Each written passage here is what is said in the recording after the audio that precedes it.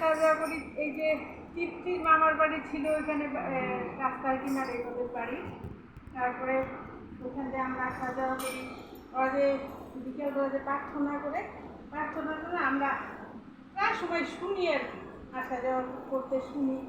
আমার না খুব ভালো লাগে প্রার্থনা শুনতে ওদের, যতটুকু মানে মানে শোনা যায়, শুনতে শুনতে আসি আর কি।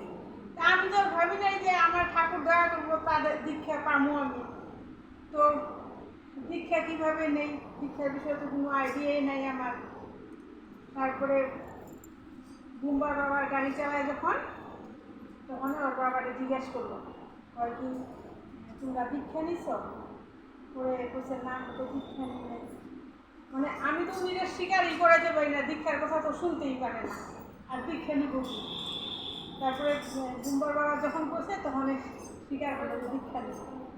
তারপরে বেশ করে দুজনে গেলাম একদিন, থেকে দীক্ষা নিলাম। নেওয়ার পরে কয়েকদিন বেশ ভালোই চললো, সুন্দর। সকালে স্নান টান করে ইষ্টভূতি করে, তারপরে আস্তে আস্তে কী হয়ে গেল, এগুলো মানুষের মানে পথে আনা যে খুব কষ্ট, এদের মন তো সবসময় কুপথের দিকে টানে। তারপরে আমি ঠিক আছি এখনো, ঠাকুরের দয়া আমি এখনো চলছি, আর ঠাকুরের নিতেছে চালাই।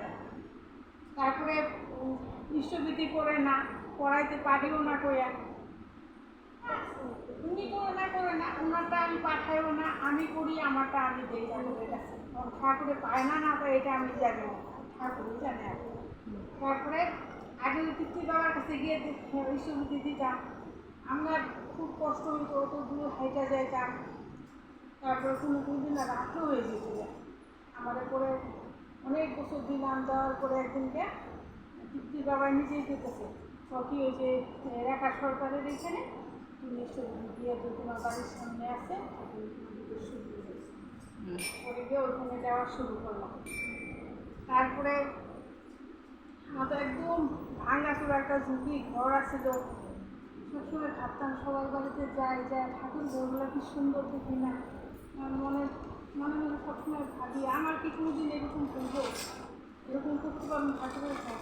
তারপরে ঠাকুরের দয়ায় মানে যে ঘরটা যখন বানাইছে তখন হয়তো যেরকম হোক ঠাকুর পড়াইছে করছে।